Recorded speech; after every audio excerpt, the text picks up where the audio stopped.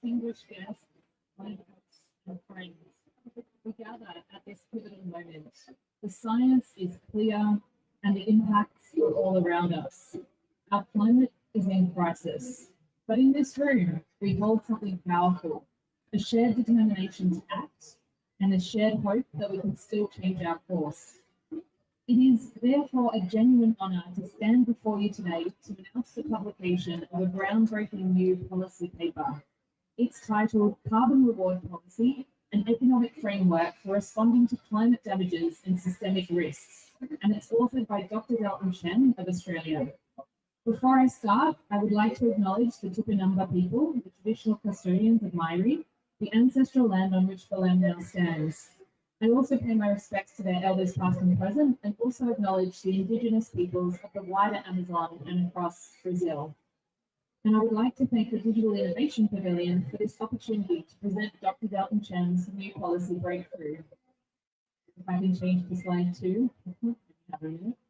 Unfortunately, Dr. Chen couldn't be with us here at COP30 to present his paper, so please let me briefly introduce myself.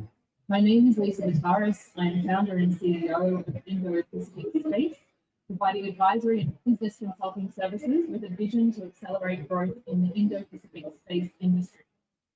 Prior to this, I was interim CEO at Space Industry Association of Australia, which is the peak body for space, and I was director of IAC 2025, which is the International Astronautical Congress, the world's premier space event, in September in Sydney just last 2 months ago. And I'm also proud to serve on the Board of Engineers Australia, which is the peak body for engineering in Australia. Next slide, thank you. So how should we respond to climate damages and systemic risks? Some of you may know Dr. Dalton Chen's ideas from the world of fiction. They famously inspired the economics in Kim Stanley Robertson's novel, The Ministry for the Future. But today, we are taking a monumental step from the pages of fiction into the realm of fact. This policy is now fully defined, economically justified, and published for the world. It offers us a new vision and, I believe, tangible hope for achieving decarbonisation at the scale and speed we so desperately need. Next slide, thank you. Why does this matter? Let's be frank. Despite our best efforts, we are falling trillions of dollars short. Trillions. Our current financial flows are simply not enough to keep us within the safe boundaries of the Paris Agreement. We have a massive finance gap, and we need tools to bridge it. The Carbon Reward Policy is designed to be one of those tools. It provides a missing instrument in our economics toolkit. But here's the crucial difference. This isn't about another punitive tax or a complex offset scheme that can be banned. Instead, it creates a new class of asset, guaranteed by central banks that pays direct positive incentives for verified climate action. It financially rewards the mitigation, removal, and avoidance of emissions. It reframes the entire economic incentive, making it profitable to save the planet. Next slide, thank you. Now, as representative of Australia's space industry, I want to take a moment to connect this policy to the practical work, the practical reality of making it work. Because any policy is only as good as our ability to verify its results. And this is where our sector comes in. Our satellites, the unwavering eyes in the sky. They provide the independent, trustworthy data that forms the bedrock of climate accountability. They monitor global carbon stocks in forests. They track deforestation in real time, and they measure minute changes in our atmosphere. This isn't just supplementary information, it is fundamental. It ensures that every single tonne of carbon claimed to be saved or removed under a policy like this is actually saved. It brings the transparency and accountability that climate finance has been crying out for. So we in the space industry see ourselves not just as facilitators, but as active leaders in building climate resilience. Our infrastructure is essential. It's what allows us to implement a policy like the Carbon Reward to verify its results over decades and to foster true global cooperation with data that everyone can trust. And cooperation is absolutely key.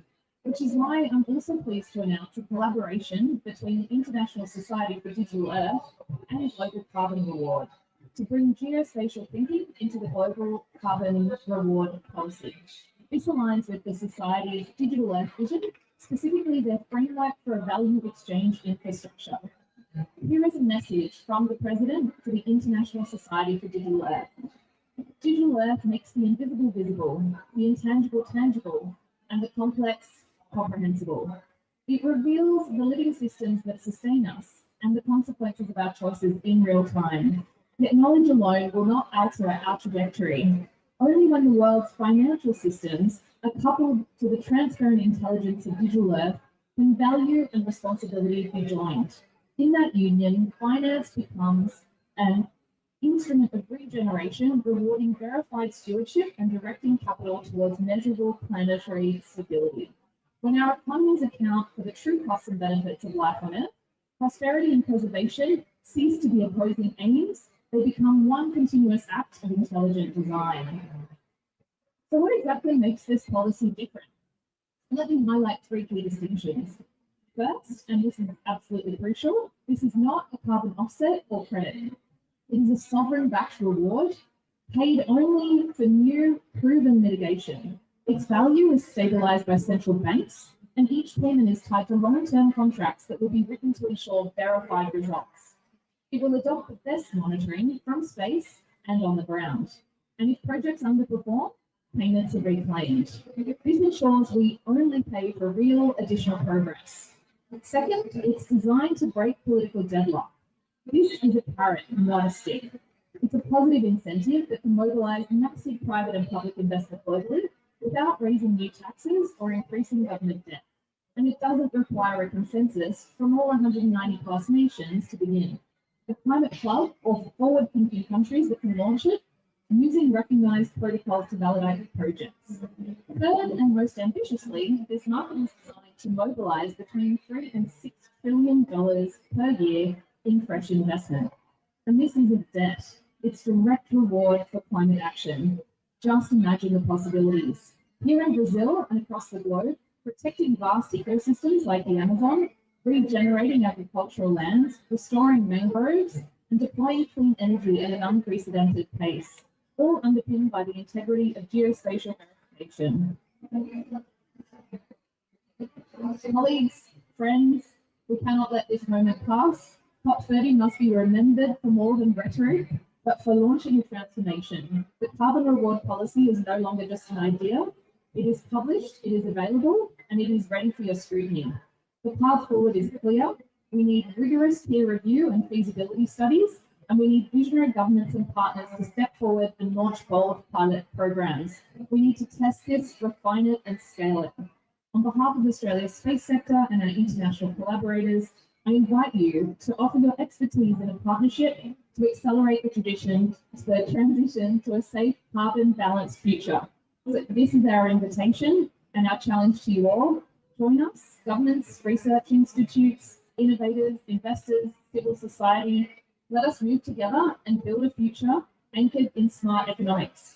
Let us honour the hope that brought every single one of us to COP30. Thank you. On behalf of Delta Chen, Dr. Delta Chen.